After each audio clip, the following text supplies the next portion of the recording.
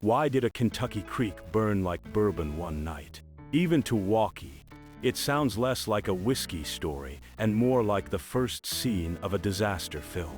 But this fire was not imagined.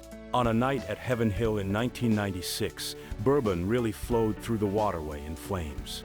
On the afternoon of November 7, 1996, smoke began rising from Warehouse Y at Heaven Hill. At first, it looked like a fire in one warehouse, but the wind would not let it stay there.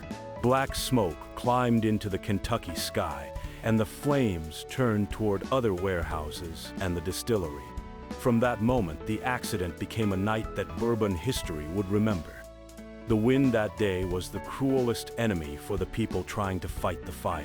Official accounts describe winds up to 75 miles per hour and flames reaching 350 feet. Even if Walkie held onto his hat, the fire was already moving like a beast across the hill. Firefighters were not facing one flame, but an entire landscape becoming fire. Inside the rick house, aging barrels were stacked floor above floor.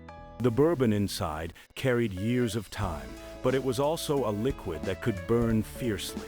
As the heat took the structure, the barrels collapsed, and the spilled whiskey gave the fire a path. Before time could become flavor, it became fuel. More than 9,000 barrels of bourbon disappeared in one night. But people remember this night for more than the number. The bourbon ran from the warehouses across the campus and into a nearby creek like a burning river. Liquor flowed like water, and the water burned like fire, and the image became almost unreal. 7 warehouses and the original Bardstown distillery were lost in the flames. Official accounts described the loss as about 2% of the world's whiskey at the time. This was not only an inventory loss. Wood grain, time, and patience all turned to ash in the same night. The distillery burned, and the company opened again the next day. Heaven Hill said it resumed business on November 8th, with no lives lost and no employees losing their jobs. Walkie would probably set the glass down and go quiet for a moment. The real story begins less with how big the fire was and more with what people did the next morning. Even inside the disaster, a small piece of luck remained.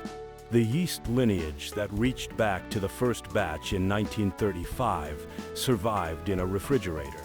Other distilleries helped Heaven Hill keep producing whiskey for its own barrels and warehouses. Bourbon may run on competition, but for a while after that night, it survived on borrowed time. A few years later, Heaven Hill had to choose. Would it rebuild distilling in burned Bardstown or find another path forward?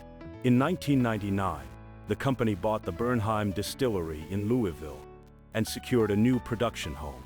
That road did not abandon the past, but carried the unburned name into the future. The Heaven Hill fire made safety a heavier word across bourbon. Afterward, rickhouses placed more importance on sprinklers, lightning protection, wiring, and containment.